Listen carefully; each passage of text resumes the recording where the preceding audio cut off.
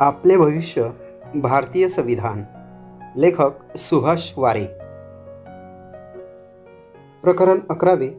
एकरूप नागरी संहिता, समान नागरी कायदा.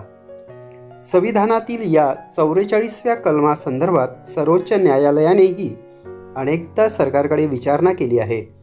एकरूप नागरी संहिता करण्यासंदर्भात सरकारचा काय विचार आहे अशी चौकशी करून या विषयाबाबत आपला आग्रह नोंदविला आहे.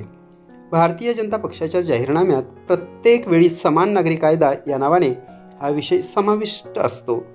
काही हिंदू कट्टरवादी गट सतत मुस्लिम समाजाचा तथाकथित अनुनय आणि या विषयाची सांगड घालत धार्मिक सलोखा बिघडविण्याचा प्रयत्न करत असतात. समान नागरी कायद्याची मागणी करणाऱ्यांनी समान नागरिकत्वाबाबतही स्पष्ट भूमिका घेतली पाहिजे. समान नागरी कायदा नसल्याने राष्ट्रीय एकात्मतेला फार मोठा धोका आहे अशीही काहींची मांडणी असते. या विषयाशी संबंध असलेल्या सर्वच समाज घटकांनी व्यापक समाजहित डोळ्यासमोर ठेवून या मुद्द्याचा खुलेपणाने विचार केला पाहिजे. पहिली बाब म्हणजे नागरिकांचे आपापसातील संबंध व व्यवहार नियमित करण्यासाठीचे जे कायदे आहेत त्यापैकी 99% कायदे सर्व धर्मियांसाठी समान आहेतच. वाहतुकीचा सिग्नल जर तोडला किंवा चोरी केली, भ्रष्टाचार केला किंवा कोणाला जमीन खरेदी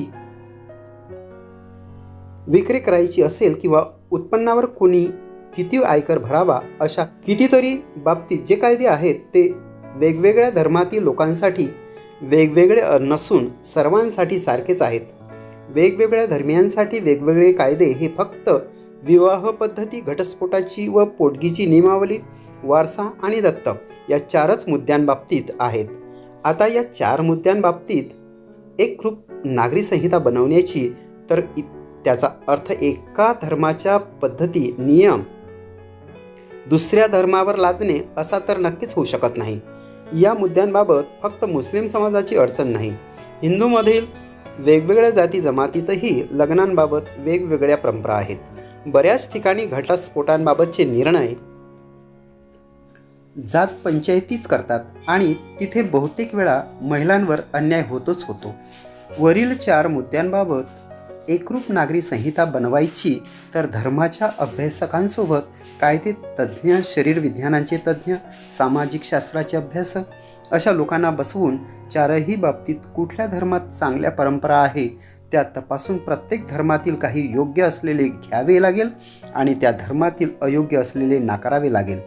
ही प्रक्रिया खूपच किचकट असणार आहे, पण मन मोकळ्या संवादातून हळूहळू ती पुढे नेता येते का हे बघावे लागेल. महिलांवर अन्याय करणाऱ्या किंवा महिलांसाठी अप्रतिष्ठा करणाऱ्या परंपरा कुठल्याही धर्मात असतील तर त्या नाकाराव्या लागतील. उदाहरणार्थ जुबानी तलाक, बहुपत्नीत्व, विवाह प्रसंगी कन्यादान अशा परंपरा नाकाराव्या लागतील. महिलांना आणि त्यातही विशेषतः मुस्लिम महिलांना न्याय देण्यासाठी काही पावले आपण उचलली पाहिजेत. हा संवाद समाजात सुरू व्हायचा असेल तर समान नागरी कायद्याच्या नावाने राष्ट्रीय एकात्मतेला धोका, विशिष्ट समाजाचे लांगुलचालन ही ओरड थांबविली पाहिजे. एकरूप नागरी संहितेच्या दिशेने वाटचाल म्हणून 2 गोष्टीवर आपण काम करू शकतो.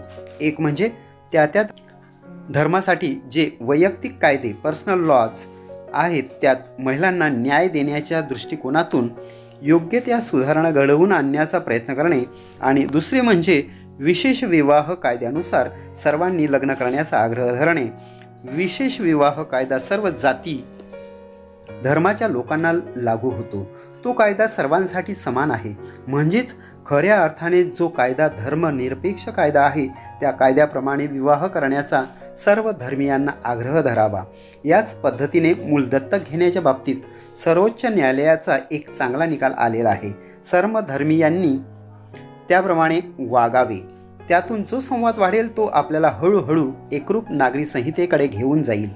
मुस्लिम महिलांना न्याय देण्याच्या नावाखाली NDA सरकारने केलेला मुस्लिम महिला विवाह संरक्षण अधिकार कायदा 2019 हा मुस्लिम महिलांना संवैधानिक मार्गाने घटस्फोट कसा मिळेल याचे उत्तर देण्याऐवजी या प्रश्नाला फौजदारी गुन्ह्याचे स्वरूप देणारा असल्याने हा कायदा म्हणजे रोगापेक्षा इलाज भयंकर असा आहे.